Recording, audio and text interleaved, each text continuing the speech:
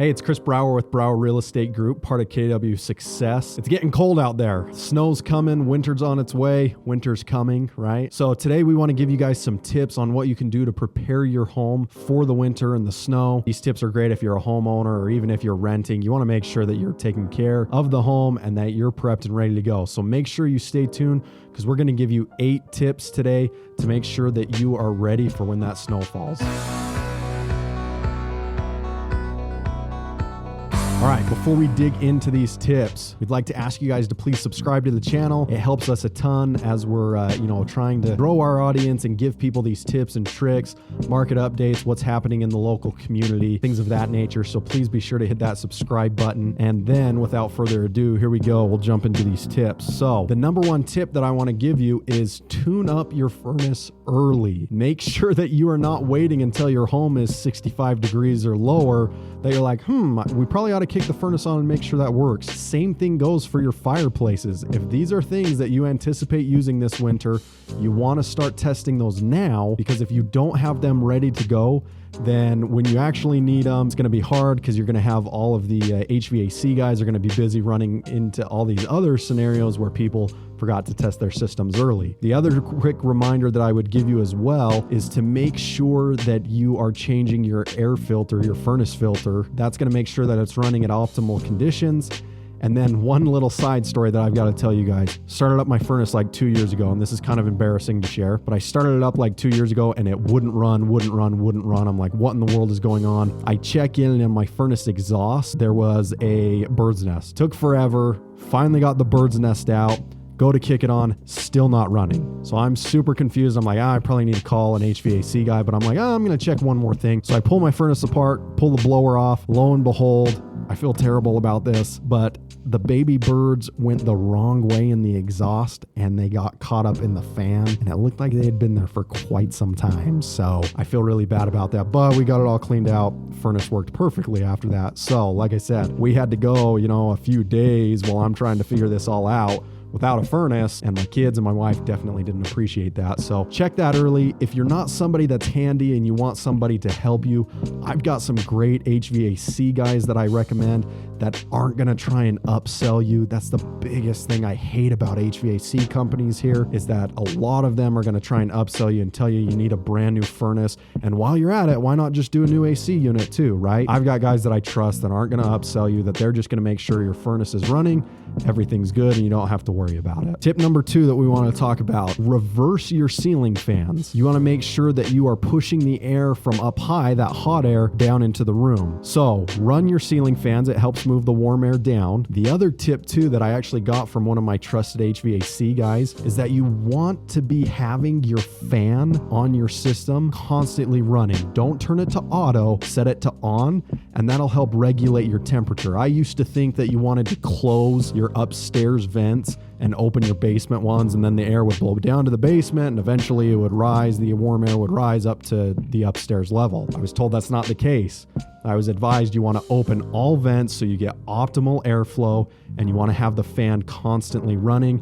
Then that way your returns are just going to be recycling that air as much as possible. Since doing that, I have noticed that my energy bills have gone down. My power bill went down in the summer months and my gas bill went down in the winter months because I was consuming less, because I followed that tip. Tip number 3 that I'm going to give you: hit the roof. What I mean by this is get up on your roof. You're probably going to be hanging Christmas lights anyway, so while you're at it, get up there.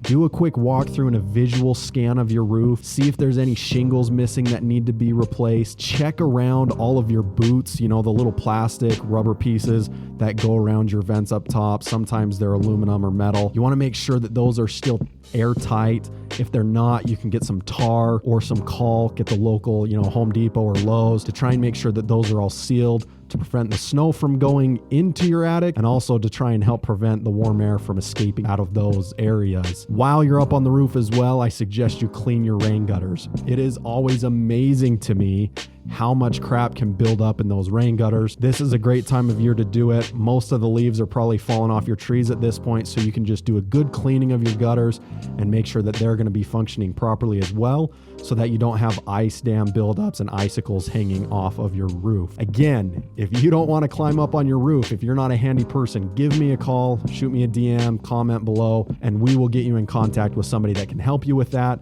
and get you up on that roof.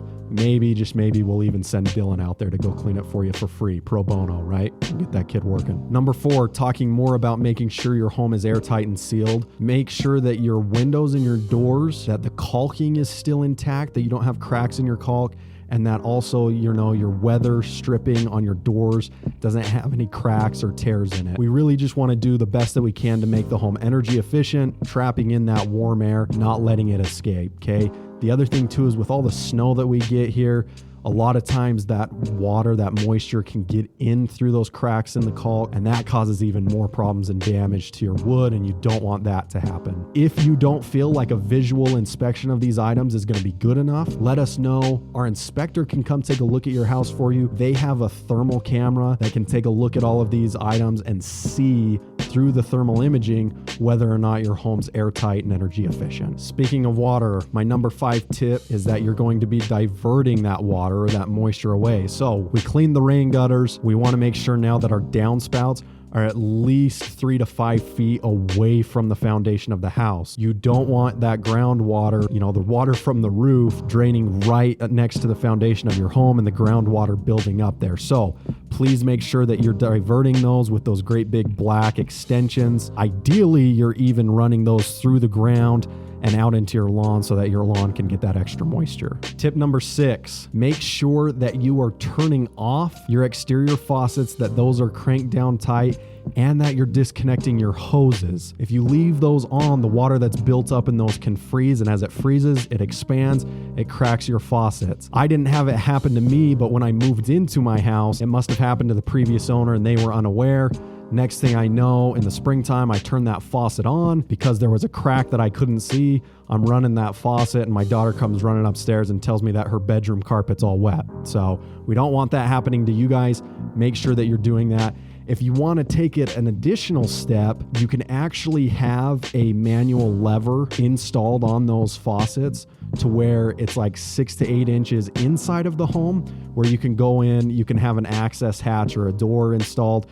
You can turn that lever off to make sure that the water's in your home even more, keeping it more insulated and warm so it's not going to freeze and crack those hose bibs. Along those same lines, you want to drain all the water out of your sprinkler system as well. As always, if you need somebody to help you with these things, let us know. We've got a great plumber that can help you with the interior stuff, as well as we've got some great landscapers that do a lot of the sprinkler blowouts during the fall and winter months. Number 7 is a little side tip that I have for your lawn. A lot of people spend time raking the leaves or mowing them and bagging them up. I've read on multiple places on the internet that it's actually better for your lawn if you mulch those leaves and let them over the winter go back into the ground, and they will actually create some good feed for your grass and a fertilizer of sorts over the winter months while the snow's got your grass covered. So the key to that is you want to make sure that the leaves, when you're mulching them, that they're smaller than a dime. And so this may entail mowing your lawn, 2 or 3 times to make sure they get cut up enough and get that size. And that's going to give you a good healthy lawn come springtime. Last thing we want to remind you guys of, tip number 8, is restock your winter essentials early. And when I say winter essentials, I want to say get that snow shovel out, make sure it's not cracked or broken and that your handle's intact. Get the snowblower ready, make sure it's starting. Get your mixed fuel if you've got a 2-stroke snowblower. If you've got an electric snowblower, you want to make sure that the batteries are well charged and functioning properly. I don't advise putting ice melt on your driveway or your sidewalks because that can actually cause some spalling on the cement. But if you're somebody that puts that down on your steps or something, make sure that you have that in stock as well, because the last thing you want to do, have a big snowstorm come. All of a sudden you've got all this snow and no way to take care of it. You're trying to get to the store, and so is everybody else in the world, and they're sold out of items, because we all know how this last year's been with items being sold and nothing being in stock. So make sure that you're prepping early and that you have those items on hand for when you need them. If there's anything that I missed, please feel free to leave it in the comments section. Help our community out and our audience here on our channel. That way people can read through those comments and hear your tips as well. And then, like I said, please hit that subscribe button. We love the support and the help. And right now, for every subscriber we get, we donate $1 to Wyatt Our Warrior. So it does go to a good cause, as well as helps you to stay on top of the information that we are releasing every single week. Thanks.